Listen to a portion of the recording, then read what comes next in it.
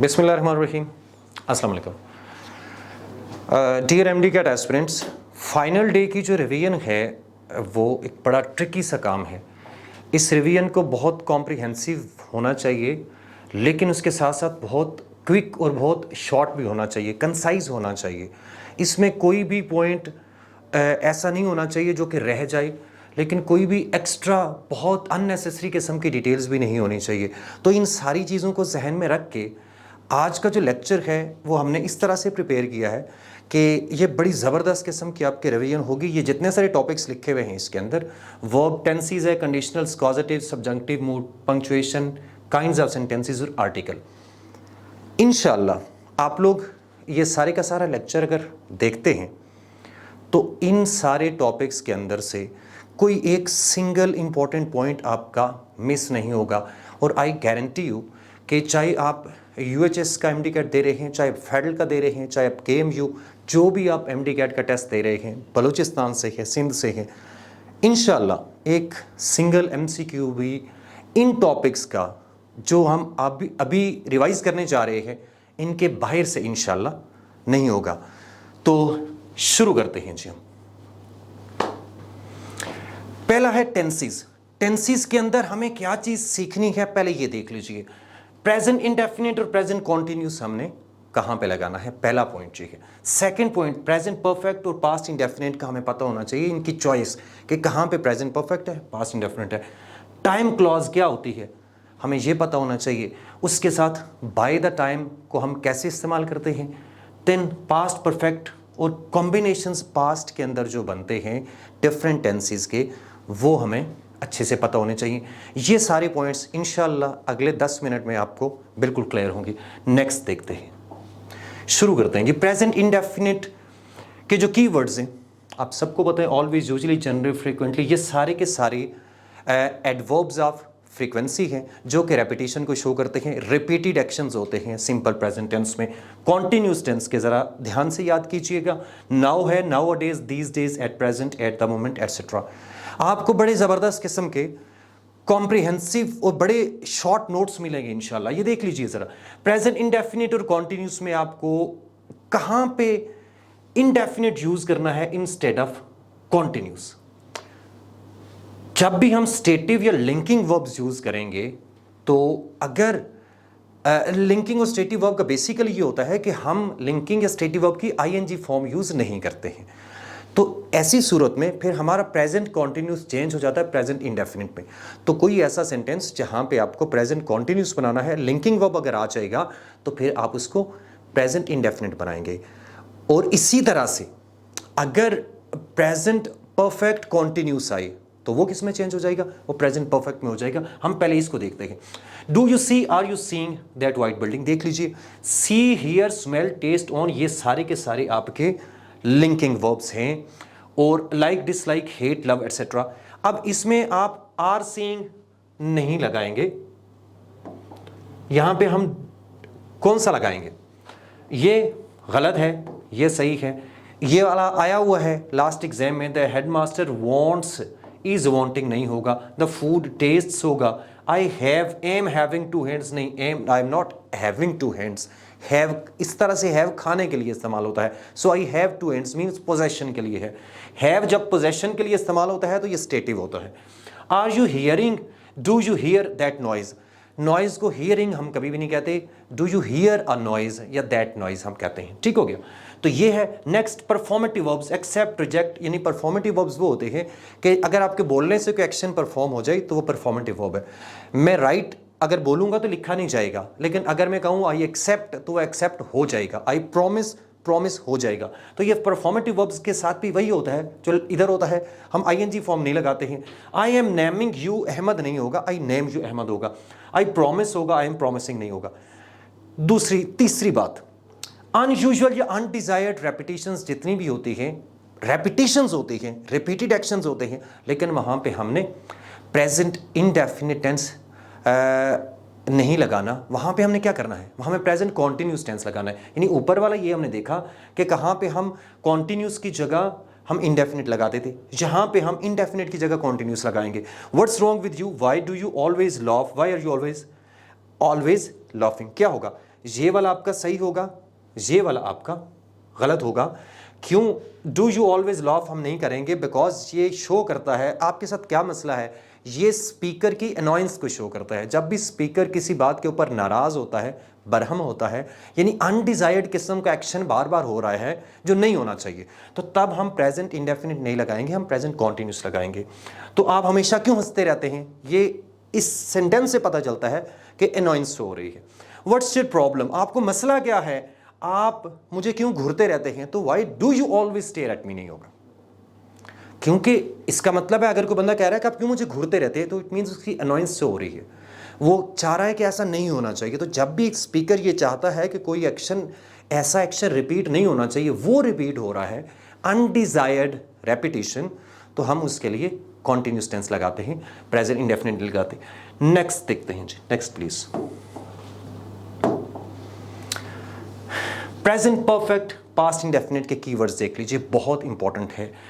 हम present perfect unfinished time expressions के लिए लगाते हैं, वो टाइम जो अभी तक ख़त्म नहीं हुआ, और पास्ट इंडेफिनिट लगता है फिनिश टाइम के साथ जो कि ख़त्म हो चुका है। दिस के साथ जो भी वर्ड लगेगा वो प्रेजेंट का होगा। ये दिस वीक हो गया, मंथ हो गया, ईयर, जो भी दिस के साथ लगाएंगे। ऑलरेडी, येट है, रिसेंटली है, जस्ट है, so for, till this day, ये सारे के सारे वर्ड्स आपको अनफिनिश्ड हैं। ये कनेक्ट करते हैं टाइमलाइन के ऊपर नाउ के साथ, अभी प्रेजेंट के साथ, ये पास्ट है, और ये वर्ड सारे के सारे इस टाइम के साथ लिंक करते हैं। जब भी कोई सिचुएशन नाउ के साथ लिंक होती है प्रेजेंट के साथ, तो वो प्रेजेंट परफेक्ट होता है, ये बात याद रखिए। और अगर कोई चीज़ यहीं पे शुरू होकर इधर ही ख़त्म हो जाती है, तो वो पास्ट इंडेफिनिट होता है। पास्ट इंडेफिनिट में यस्टरडे है, लास्ट का वर्ड याद रखिए, लास्ट के साथ आप वीक, मंथ, सेंचुरी, ईयर जो भी लगाएंगे वो आपका पास्ट इंडेफिनिट होगा। जब भी मेंशन्ड हो जाएगा टाइम कोई भी, इन 2021 है, 23 है, लास्ट मंडे है, जब भी मेंशन कर देंगे वो भी पास्ट इंडेफिनिट होता है इन 19th सेंचुरी। और ये एक व्हेन आई या व्हेन ही वाज, ये भी बहुत इंपॉर्टेंट है, याद रखिए। When I was at school, when I was in Lahore, when I was in Karachi, when I was in London, जब भी इस तरह का आप when I was a child, जब भी ये एक्सप्रेशन आएगा, जब भी ये टाइम आपका दिखाया जाएगा, तो ये फिनिश टाइम है, इससे अगले वाले हिस्से में हमेशा पास्ट इंडेफिनिट आएगा। ठीक हो गया। अब सेकंड बात, अगर पास्ट के दो तरह के एक्शंस होते हैं, कुछ एक्शंस रिपीट हो सकते हैं, कुछ एक्शंस दोबारा रिपीट नहीं हो सकते। याद रखिए, प्रेजेंट परफेक्ट और पास्ट इंडेफिनिट के दोनों के एक्शंस पास्ट में होते हैं, पास्ट के अंदर होते हैं, और अगर कोई एक्शन रिपीट हो सके तो वो प्रेजेंट परफेक्ट है, अगर कोई एक्शन रिपीट ना हो सके तो वो पास्ट इंडेफिनिट है। एग्जांपल्स देख लीजिए। I have gone went to England once, मैं इंग्लैंड दोबारा जा सकता हूं, सो आई हैव गॉन। माई, ये मे नहीं है, माई लेट ग्रैंडफादर हैज़ गॉन या वेंट टू इंग्लैंड वंस। अगर कोई बंदे किसी की डेथ हो गई है, अगर वो लेट है, तो दैट मीन्स कि वो अब दोबारा इंग्लैंड तो नहीं जा सकता डेफिनेटली, तो ये रिपीट अब नहीं हो सकता। So my late grandfather went to England once होगा, हैज़ गॉन नहीं होगा। एक बहुत इंपॉर्टेंट पॉइंट है, कभी ऐसे होता है कि कोई एक्शन पास्ट में हो गया, बारिश हो गई, अब आप उस शहर में गए, उस टाउन में गए, बारिश नहीं नज़र आ रही आपको, लेकिन उसका इन्फ्लुएंस नज़र आ रहा, रोड सारे वेट हैं। तो जब भी पास्ट के एक एक्शन का जो पास्ट के अंदर होता रहा या हुआ कुछ देर के लिए, उसका इन्फ्लुएंस विजिबल होगा इस टाइम के ऊपर, बेशक इन्फ्लुएंस ना हो यहाँ पे विजिबल हो at the moment of speaking, तो उसके लिए हम प्रेजेंट परफेक्ट लगाते हैं। यहाँ पे देख लीजिए, देयर इज नो बस available, all the drivers dash on strike, कोई गाड़ी भी अवेलेबल नहीं है, सारे ड्राइवर्स, यानी ये क्या शो कर रहा है, गाड़ी अवेलेबल नहीं है, इन्फ्लुएंस है इस बात का कि ड्राइवर्स जा चुके हैं या गाड़ियां जा चुके हैं, तो इन्फ्लुएंस विजिबल है, ड्राइवर कहीं पहले चले गए थे, लेकिन ऑल द ड्राइवर्स वेंट नहीं लगाएंगे हम, have gone on strike. The classroom is empty, classroom खाली है, ये एक इन्फ्लुएंस है कि स्टूडेंट्स ब्रेक पे चले गए हैं या घर चले गए, so the students have gone on break होगा, वेंट ऑन ब्रेक नहीं होगा। तो जब भी किसी पास्ट के एक्शन का इन्फ्लुएंस नजर आए, यूर आईज आर रेड, अब इसमें क्या लगाएंगे, हैव यू वेप्ट भी हो सकता है, हैव यू बीन वेपिंग भी, यानी प्रेजेंट परफेक्ट और परफेक्ट कॉन्टिन्यूस बहुत सारी जगहों के ऊपर हम दोनों लगा सकते हैं। तो जब भी किसी एक्शन का इन्फ्लुएंस नजर आएगा पास्ट के एक्शन का, तो आप उसके लिए प्रेजेंट परफेक्ट लगा सकते हैं या परफेक्ट कॉन्टिन्यूस भी लगा सकते हैं। अगर कोई कॉन्टिन्यूटी वाला एक्शन है तो the roads are wet, it seems, it has rained here, ये भी सही है। It seems it has been raining here, ये भी सही है। ठीक है जी, नेक्स्ट देखते हैं क्या, time clause, very important. Time clause होती क्या है और इसको इस्तेमाल कैसे करते हैं? आप पिछले पेपर्स निकाल लीजिए, किसी जगह के एग्जाम्स के पेपर निकाल लीजिए, इंडिया के निकाल लें, पाकिस्तान के निकाल लें, जिस मर्जी एग्जाम के टाइम क्लॉज के बहुत सारे सेंटेंसेस होते हैं। टेंसेस की जब भी बात होती है तो टाइम क्लॉज के अंदर से सेंटेंसेस आपके एरर के अंदर आते हैं। टाइम क्लॉज क्या है? इन वर्ड से शुरू होने वाली क्लॉज को टाइम क्लॉज कहते हैं, जो किसी टाइम वर्ड से शुरू होती है। व्हेन है, बिफोर है, आफ्टर है, by the time, once, until, while. अब इसके अंदर 2-3 वर्ड्स हैं जो कि एक्चुअली टाइम को शो नहीं कर रहे हैं, बट क्योंकि उनके साथ स्ट्रक्चर टाइम क्लॉज वाला ही लगता है तो मैंने उनको भी लिख लिया यहाँ पे। इफ है, इन केस है, प्रोवाइडेड दैट है। अब ये सारे टाइम वर्ड्स नहीं हैं, स्टिल ये शो करते हैं कि इसको यानी इनके साथ जो स्ट्रक्चर लगता है वो टाइम क्लॉज वाला है। इसके बारे में सबसे पहली बात टाइम क्लॉज के बारे में ये याद रखनी है कि हम फ्यूचर टेंस यूज नहीं करते। यानी when I will, before I will, before he would, will या वुड या विल बी लग ही नहीं सकता इनसे शुरू होने वाली क्लॉज के साथ। Until I will, before I will, after they will, as soon as they will, ये सारे गलत हैं। जब भी इन वर्ड्स के साथ शुरू होने वाली क्लॉज में विल या वुड या विल बी, शैल बी कुछ भी आ गया तो सेंटेंस वहीं पे गलत हो गया, अगला हिस्सा पढ़ने की ज़रूरत भी नहीं है आपको। तो ये याद रखिए कि इसके साथ टाइम क्लॉज कभी भी हम फ्यूचर टेंस उसमें यूज़ नहीं करते। तो अगर हमें फ्यूचर की बात करनी हो, जो कि हमें करनी होती है, जब मैं घर पहुंचूंगा तो मेरे घर वाले सो रहे होंगे फॉर एग्जाम्पल, तो फ्यूचर की बात तो हमें करनी पड़ती है। व्हेन आई विल रीच नहीं होगा, फिर हम क्या करते हैं? अगर हम टाइम क्लॉज के साथ फ्यूचर की बात करना चाह रहे हैं तो हमारे पास जो ऑप्शन होता है वो प्रेजेंट का होता है। टाइम क्लॉज के साथ अगर हम फ्यूचर की बात करना चाहते हैं तो टाइम क्लॉज प्रेजेंट टेंस में होती है हमेशा हमेशा। ठीक है, प्रेजेंट इंडेफिनिट में हो सकती है, प्रेजेंट परफेक्ट में हो सकती है, ज्यादा यही चांसेस होते हैं। देखिए अब यहां पे when he dash here we will welcome him, arrives होगा, विल अराइव होगा, वुड। देखिए ये अब व्हेन से शुरू होने वाली क्लॉज है, विल और वुड तो स्ट्रेट अवे गलत हो गए, ये दोनों सही है। व्हेन ही अराइव्स बिल्कुल सही है, व्हेन ही हैज अराइव्ड बिल्कुल सही है। जब वो पहुंचेगा तो हम जाएंगे, जब वो पहुंच चुका होगा तो हम जाएंगे, दोनों सही हैं। यानी टाइम क्लॉज के अंदर अगर हम फ्यूचर की बात कर रहे हैं, जैसा कि हम यहां पे कर रहे हैं, तो हमारी टाइम क्लॉज प्रेजेंट इंडेफिनिट में भी हो सकती है, प्रेजेंट परफेक्ट में भी हो सकती है। इसी तरह से जब हम पास्ट की बात कर रहे होते हैं तो हमारी टाइम क्लॉज यही 2 टेंसेज हैं, पास्ट इंडेफिनिट या पास्ट परफेक्ट। ठीक है, और अगर हम प्रेजेंट की बात कर रहे हैं तो फिर भी ऐसे ही होता है। नॉर्मली यही होता है कि हमारी टाइम क्लॉज या होती है प्रेजेंट इंडेफिनिट में या प्रेजेंट परफेक्ट में। नेक्स्ट देखते हैं हम बाय द टाइम। ये देखिए जरा, by the time he moves to Lahore I will have, बहुत ज्यादा चांसेस ये हैं कि आपको फ्यूचर के अंदर से बाय द टाइम के साथ फ्यूचर के अंदर से आपको सेंटेंस आएगा। लाइक बाय द टाइम वाली जो क्लॉज है ये टाइम ही है, टाइम को शो करता है, लेकिन कभी बाय 2030 आ जाता है, बाय 2027 या बाय द टाइम पूरी क्लॉज आ जाती है। ये फ्रेज भी हो सकती है, बाय द टाइम के साथ क्लॉज भी हो सकती है। अब इसका एक खास स्ट्रक्चर है जिसको आपको समझना है। बाय द टाइम को यूज करते हुए हम पास्ट की बात कर सकते हैं, हम प्रेजेंट रूटीन की बात कर सकते हैं और हम फ्यूचर की बात कर सकते हैं। लेकिन जो बहुत ज़्यादा चांसेस हैं आपके लिए वो ये है कि आपको फ्यूचर का सेंटेंस ही आएगा। By 2030 I will have been in a college for 5 years, medical college, या इस तरह से होगा। By 2030 they will have been married for 10 years। इस तरह से बाय द टाइम के साथ फ्यूचर वाला आने का बहुत ज़्यादा चांस है। अब मैं आपको समझाता हूँ फ्यूचर का सेंटेंस अब कैसे बनाएंगे। जब भी हम फ्यूचर की बात करते हैं बाय द टाइम के साथ, तो ये वाला हिस्सा तो आपका प्रेजेंट इंडेफिनिट में आ गया। बाय द टाइम की अभी बात कर रहा हूँ मैं, पर्टिकुलरली बाय द टाइम की। By the time he moves to Lahore, I will have lived, will have been living. आप परफेक्ट भी लगा सकते हैं, आप परफेक्ट कॉन्टिन्यूस भी लगा सकते हैं। याद रखिए खासकर ये जो वर्ड्स हैं, लिव है, वर्क है, आपका 2-3 वर्ब्स ऐसे हैं कि इसके साथ तो वैसे ही आप अल्टरनेटिवली यूज कर सकते हैं आप दोनों को। यानी ये वर्ब्स मैं आपको लिख देता हूं, लिव है, वर्क है, स्टडी है, इसके साथ आप प्रेजेंट परफेक्ट टेंस लगाएं, परफेक्ट कॉन्टिन्यूस लगाएं, कोई फर्क नहीं पड़ता। ठीक, तो यहां पे जब मैं लाहौर जाऊंगा, मैं फ्यूचर की बात कर रहा हूं, जब वो लाहौर आएगा, मैं 10 साल से लाहौर में रह रहा हूंगा, सो मैं दोनों टेंसेज यूज कर सकता हूं, I will have lived, I will have been living. जो सबसे इंपॉर्टेंट चीज इसमें याद रखनी है कि यहां कभी भी बाय द टाइम से अगली वाली क्लॉज में इंडेफिनिट टेंस, फ्यूचर इंडेफिनिट कभी भी नहीं लगाना। किसी सिचुएशन में भी फ्यूचर इंडेफिनिट नहीं लगेगा। ठीक है, आप या फ्यूचर परफेक्ट लगाएंगे या फ्यूचर परफेक्ट कॉन्टिन्यूस लगाएंगे, देख लें दोनों में से कौन सी चॉइस बेहतर बनती है। अब फॉर 10 ईयर्स आ गया तो डेफिनेटली दोनों लग सकते हैं। ठीक है, तो यहां आप दोनों में से कोई भी लगा लीजिए।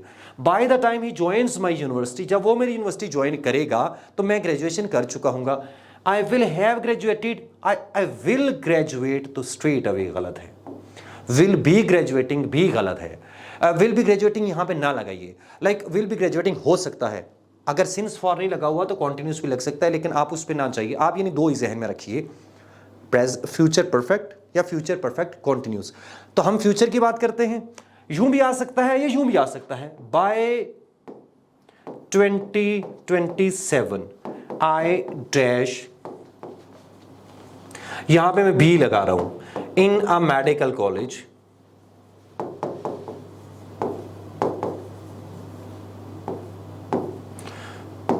For 3 years। अब इसको बनाइए, क्या बनेगा, ये आपके लिए 2027, हम फ्यूचर की बात करें, यानी ये बाय द टाइम पूरी क्लॉज आ सकती है या यूं टाइम भी आ सकता है, तो ये फ्यूचर है, तो यहां पे हम परफेक्ट लगाएंगे, परफेक्ट कॉन्टिन्यूस। ये स्टेटिव वर्ब है, परफेक्ट लगेगा, परफेक्ट कॉन्टिन्यूस नहीं लगेगा। आई विल हैव बीन होगा, so I will have been in a medical college. कभी कभी पैसिव में भी आ जाता है, by 2030 they will have been working in this with this organisation for 10 years। By 2028 they will have been married for 10 years। ठीक है जी, इस तरह से होता है। नेक्स्ट वाला देख लीजिए, पास्ट वाला। पास्ट के साथ भी हम कभी लगा सकते हैं, लगाते हैं, लेकिन आपको वैसे कम चांसेस आने के, लेकिन पास्ट के साथ अगर आता है तो हम क्या करते हैं, पास्ट में सबसे पहले यहां पे पास्ट इंडेफिनिट आएगा, अगली क्लॉज में क्या आएगा, वही बात है, I had lived, I had been living, दोनों सही है। By the time he moved to Lahore, I had lived there for 10 years, I had been living there for 10 years. By the time he joined my university, I graduated, बिल्कुल भी नहीं होगा, indefinite tense नहीं लगाना अगले हिस्से में। Bye the time से अगले वाली जो मेन क्लॉज होती है उसमें इंडेफिनिट टेंस नहीं लगाना। Bye the time he join my university, I had graduated होगा।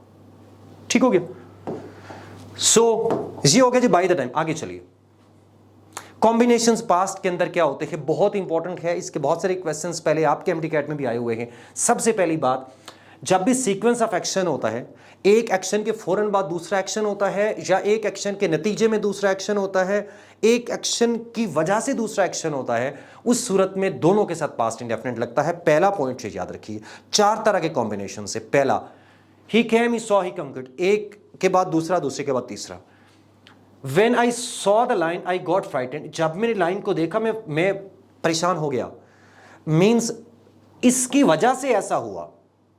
जैसे ही मैं कहता हूं when I woke up suddenly I saw a shadow in my room, तो जैसे ही मैं जागा मैंने शैडो देखा, एक के फौरन बाद दूसरा या एक के नतीजे में दूसरा एक्शन होता है। When the teacher entered the class became quiet, तो जब भी ऐसे होगा तो दो एक्शन, एक के बाद दूसरा एक्शन या एक के नतीजे में दूसरा एक्शन, तो series of action, sequence of action सारे पास्ट इंडेफिनिट में होंगे। सेकंड पॉइंट, एक एक्शन अगर पहले कंप्लीट हो गया, आप कंप्लीशन का सेंस देना चाहते हैं। मैं स्कूल में पहुंचा तो क्लास तो पहले ही शुरू हो चुकी थी, तो ये इस तरह से होता है। पास्ट परफेक्ट को जरा समझिए जरूर।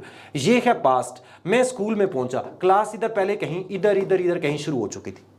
तो जब एक एक्शन से पहले कुछ हो चुका होता है तो ये वाला हिस्सा पास्ट परफेक्ट, इसी को पास्ट परफेक्ट कहते हैं कि पास्ट में एक सर्टेन पास्ट के अंदर ये नाउ है, पास्ट के एक पर्टिकुलर टाइम, बेशक टाइम है या एक्शन है, इससे पहले की जब हम बात करना चाह रहे होते हैं ये पास्ट परफेक्ट होता है। तो ये इस तरह के दो एक्शंस भी हो सकते हैं। तो एक ये पास्ट इंडेफिनिट में होगा, ये वाला पास्ट परफेक्ट में जाएगा। Before I left the city the protest had already started, मेरे शहर छोड़ने से पहले, आप ये कहना चाह रहे हैं जब मैंने शहर छोड़ा तो उससे पहले शुरू हो चुका था। मैंने यहां पे शहर छोड़ा, प्रोटेस्ट यहां पे शुरू हो चुका था, तो ये पहले हो गया था इससे। तो हैड लगेगा। तो दो एक्शंस में से पास्ट के अगर आप ये कहना चाह रहे हैं कि एक एक्शन पहले हो चुका था, कंप्लीट हो चुका था, तो उसके लिए आप पहले वाले में पास्ट परफेक्ट लगाएंगे। Next, a short action interrupting a longer action. एक ही होता है, एक लंबा एक्शन चल रहा है, मैं अभी पढ़ा रहा हूं, बाहर आके कोई नॉक करता है, तो लॉन्गर एक्शन कौन सा हुआ? मैं पढ़ा रहा हूं, ये लंबा एक्शन है, बाहर से कोई नॉक करेगा, ये शॉर्ट एक्शन है जो इंटरप्ट कर रहा है। लॉन्गर एक्शन के लिए क्या लगाना है? Past continuous. शॉर्टर एक्शन के लिए पास्ट इंडेफिनिट। ठीक हो गया? एक आपका पास्ट पेपर्स में आया हुआ है, while climbing the second mountain only twice did my father stop while climbing the second mountain. वो सेकेंड माउंटेन क्लाइंब कर रहा था, ये लॉन्गर एक्शन है, 2 दफा बीच में रुका, इंटरप्शन आई। ठीक हो गया? तो जब भी एक लॉन्गर एक्शन के बीच में इंटरप्शन आती है तो इंटरप्शन वाला shorter action past indefinite, longer action past continuous. ठीक हो गया? Next, simultaneous action. साइमल्टेनियस का मतलब है पास्ट के ऊपर 2 एक्शंस एक ही टाइम के ऊपर हो रहे हैं। तो जब भी 2 एक्शंस एक टाइम पे होंगे पास्ट में, तो उनमें कोई भी टेंस लगा सकते हैं पास्ट का, लेकिन दोनों क्या होंगे? एक जैसे टेंसेज होंगे, same tenses. He was studying, I was watching TV. He ordered tea, I ordered coffee. या पास्ट कॉन्टिन्यूस या पास्ट परफेक्ट या पास्ट इंडेफिनिट, यानी कोई भी टेंस लगाइए, लेकिन साइमल्टेनियस एक्शंस के लिए हम एक जैसे टेंस लगाते हैं। नेक्स्ट प्लीज, सिंस और फॉर कहां लगाते हैं आपको पता है, फिर भी मैं बता देता हूं। सिंस जब आपको स्टार्टिंग पॉइंट पता होता है कि कोई एक्शन कब शुरू हुआ, फॉर जब आपको ड्यूरेशन पता होता है। यहां लगाइए, क्या लगेगा जी? इसको पॉज कर लीजिए और इसको लगाइए। यहां पे आएगा I have known him, since नहीं आएगा, फॉर आएगा। यहां पे क्या आएगा? सिंस मिडिल एजेस, ये एक खास टाइम की बात है। Tradition for centuries or decades, यहां क्या आएगा? Since 19th century. तो इसको देख लीजिए, फॉर एजेस होता है या फॉर सेंचुरीज या फॉर डेकेड्स होता है। नेक्स्ट हम चलते हैं जी, नेक्स्ट क्या? कंडीशनल सेंटेंसेस हमारा नेक्स्ट टॉपिक आ गया। आई होप टेंसेस, ये जो पॉइंट्स हमने पढ़ लिए, आप पास्ट पेपर्स निकाल लीजिए, आप आने वाला पेपर कोई भी निकाल लीजिए, इंशाल्लाह एक सिंगल पॉइंट भी इसके बाहर से नहीं होगा, हो ही नहीं सकता, इंशाल्लाह नहीं हो सकता। हम आगे चलते हैं जी, देखते हैं। अच्छा, एक पॉइंट सिंस वाला आया हुआ था नम्स के अंदर, अनफॉर्चुनेटली वो तो गलत ही दिया हुआ था, उन्होंने सेंटेंस ही गलत दिया हुआ था, लेकिन मैं सिंस का इस्तेमाल बता देता हूं टेंसेस के अंदर कैसे होता है। सिंस के साथ शुरू होने वाली क्लॉज में अगर हम पास्ट इंडेफिनिट लगाते हैं, since he joined this office, ये क्या हुआ? जब से उसने ये ऑफिस ज्वाइन किया है। अब सिंस के बाद जब भी पास्ट इंडेफिनिट लगेगा, यहां 2 लगा सकते हैं सिंस के बाद, या हम पास्ट इंडेफिनिट लगाते हैं या present perfect. Since he joined this office या since he has joined this office, दोनों लग सकते हैं। अगले हिस्से में क्या आएगा? अगले में हमेशा हमेशा आप लगाएंगे प्रेजेंट परफेक्ट टेंस, पास्ट नहीं लगा सकते। जब से उसने ऑफिस ज्वाइन किया है, he has been working hard, ये यूं लगेगा। तो सिंस वाला जो सेंटेंस है वो इस तरह से बनता है, ये याद रखिए, ठीक है? तो इधर पास्ट इंडेफिनिट या प्रेजेंट परफेक्ट। अगले हिस्से में हम क्या लगाते हैं? इधर प्रेजेंट परफेक्ट लगाते हैं। नम्स के पेपर में उसने उसने कहा था पास्ट परफेक्ट लगाइए, सेंटेंस ही नहीं बनता मेरे भाई। अगर आप पास्ट लगाएंगे आगे तो वो सेंटेंस बनता ही नहीं है, गलत हो जाता है, टाइम लाइन के ऊपर को बनता ही नहीं है उसका। कंडीशनल सेंटेंसेस में आपको क्या समझना है? आपको लगता होगा कंडीशनल सेंटेंसेस आते हैं आपको, लेकिन ये क्विक से कुछ पॉइंट्स हैं। मॉडल वर्ब्स आपको इस्तेमाल करना आने चाहिए, जीरो कंडीशनल का पता होना चाहिए, इन्वर्जन कैसे होती है आपको पता होना चाहिए, हेड और हेड कहां लगाना है, मिक्स्ड कंडीशनल्स। हम जल्दी से इनको जरा इन सारे पॉइंट्स को रिवाइज करते हैं। टाइप 1 कंडीशनल में आपको पता है प्रेजेंट और अगले से में विल लगता है, लेकिन विल के अलावा आप इधर मे भी लगा सकते हैं, कैन भी लगा सकते हैं। विल, मे, कैन तीनों लग सकते हैं। If you study hard you will, you can, you may get good grades. दूसरी बात, इन्वर्जन टाइप 1 में तब होती है, शुड के साथ हम अगर इसे शुरू करें, इफ खत्म हो जाएगा, शुड आ जाएगा स्टार्ट में, अगले वाला हिस्सा इसी तरह से रहेगा। तो शुड वाला सेंटेंस टाइप 1 होता है। Type 2, if plus past indefinite और अगले हिस्से में हम वुड लगा सकते हैं, वुड तो हम लगाते ही हैं, हम माइट भी लगा सकते हैं, कुड भी लगा सकते हैं, और साथ आएगी बेस फॉर्म आपकी। If you studied hard, you would, might, could, कुछ भी कह सकते हैं आप, get good grades. If she were here, past जो आपका सेकंड कंडीशनल होता है वो दो तरह से होता है, एक तो सिंपली सेकंड फॉर्म लगती है, एक आपका वॉज की जगह वर लगता है। If she were here she would, अगला हिस्सा इसी तरह से रहेगा, वॉज नहीं लगेगा वर लगेगा, क्योंकि ये अनरियल प्रेजेंट को शो करता है या अनलाइकली फ्यूचर। टाइप 2 होता है अनरियल प्रेजेंट, जो प्रेजेंट की वो चीज जो एग्जिस्ट नहीं कर रही है, या अनलाइकली फ्यूचर, जिसके होने के फ्यूचर में कोई चांसेस नहीं है। ठीक है, सो ये वाला इसकी भी इन्वर्जन होती है टाइप 2 की, हम वर के साथ इसको शुरू करते हैं। जो वर वाला है उसकी इन्वर्जन हो सकती है, वर से हम शुरू करते हैं, इफ खत्म हो जाता है, अगले हिस्से में बिल्कुल वैसे ही रहेगा। आप ये मॉडल्स माइट या कुड आप यहां पे इस्तेमाल कर सकते हैं। थर्ड कंडीशनल को देखिए, ये टाइप 3 है, इट्स नॉट टाइप 2, ये टाइप 3 है। पास्ट परफेक्ट आएगा, वुड माइट कुड हैव आएगा। ये बात याद रखिए, ये अभी लास्ट पेपर में भी आया हुआ था, या उससे पिछले साल आया हुआ था शायद किसी नम्स के पेपर में। वुड थर्ड कंडीशनल में कुड नहीं आएगा या माइट नहीं आएगा, कुड हैव या माइट हैव आएगा। अगर आप मॉडल्स पे जाना चाहते हैं, जैसे वुड हैव है, इसी तरह से वुड हैव आ सकता है, कुड हैव आ सकता है, माइट हैव आ सकता है।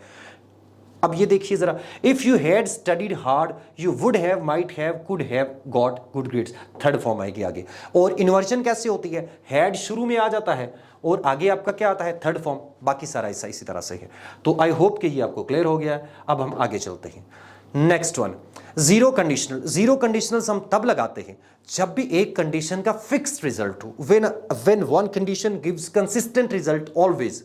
जब भी बारिश होती है तो पानी आता है, और जब भी बारिश होती है तो जमीन वेट हो जाती है। ठीक है, तो ये अब ऐसा नहीं हो सकता कि बारिश हो अगली दफा और जमीन वेट ना हो। तो ये एक कंडीशन का हमेशा एक रिजल्ट है। आइस को मेल्ट करेंगे, वो पिघल, मतलब उसको हीट करेंगे, वो मेल्ट हो जाएगी, हमेशा फिक्स्ड रिजल्ट है। तो फिक्स्ड रिजल्ट जब भी आता है तो उसके लिए हम टाइप 0 लगाते हैं। जरूरी नहीं है कि यूनिवर्सल ट्रूथ ही हो, आपको इतना ही पता होता है कि यूनिवर्सल ट्रूथ टाइप 0 लगता है, नहीं। यूनिवर्सल ट्रूथ इसलिए लगता है कि वो भी हमेशा एक ही रिजल्ट आता है। यूनिवर्सल ट्रूथ का मतलब ही यही है।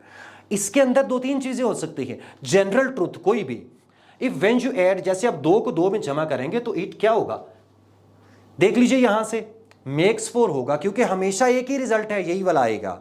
साइंस फैक्ट जितने हैं वो टाइप 0 में आते हैं। हीट करेंगे आइस को तो इट मेल्ट्स होगा, विल मेल्ट नहीं होगा। यानी टाइप 0 में दोनों तरफ हम प्रेजेंट इंडेफिनिट टेंस लगाते हैं, प्रेजेंट इंडेफिनिट, तो यहां मेल्ट्स लगेगा। रूटीन की अगर हम बात करें, रूटीन की बात करेंगे, जब भी मेरा टेस्ट होता है तो मैं रात को देर से सोता हूं, तो ये 0 कंडीशनल है, टाइप 1 नहीं है, कि ये कोई यूनिवर्सल ट्रूथ नहीं है। बट एक कंडीशन का हमेशा एक ही रिजल्ट रूटीन में भी हो सकता है, इफ या व्हेन। और टाइप 0 में हम व्हेन से भी शुरू करते हैं सेंटेंस, इफ की जगह पे।